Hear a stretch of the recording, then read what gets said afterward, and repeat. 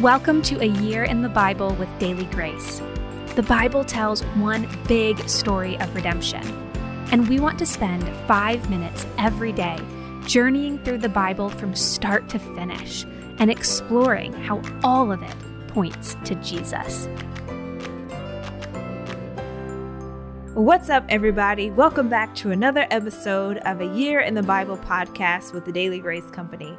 My name is Kyra, and I'm a writer on staff. I am so happy to be here with you today. Now, today is our final episode in Deuteronomy. To wrap up, we will end with discussing chapters 31 through 34. Moses brought Joshua before the presence of the Lord to appoint him as the next leader. Because of his disobedience in the wilderness when he struck the rock for water, Moses would not enter the promised land, but die in the wilderness. Joshua must have been fearful that he was leaving his assistant position and taking on such a large responsibility. The Lord told Joshua to be strong and courageous, for God was always with him. God revealed to Moses that the people were going to disobey him in the promised land.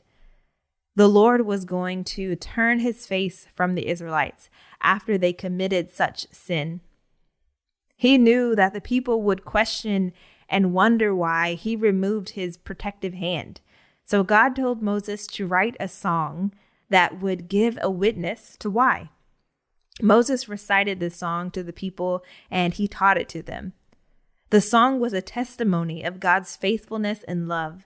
It exposed Israel's sin and their idolatry, and it predicted their destruction in the hand of their foes. But at the conclusion of the song, there was hope.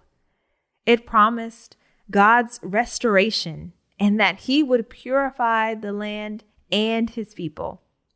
After this, Moses went up to a mountain. The mountain was the place where God met with Moses when he first called him to deliver the people. It was also where God showed Moses his glory.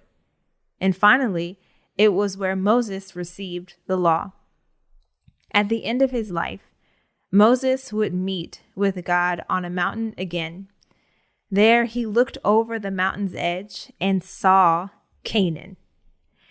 He saw the abundant fruit trees, the fresh springs, the green fields. God loved Moses and was gracious despite Moses' sin. God granted him the sight of the promised land.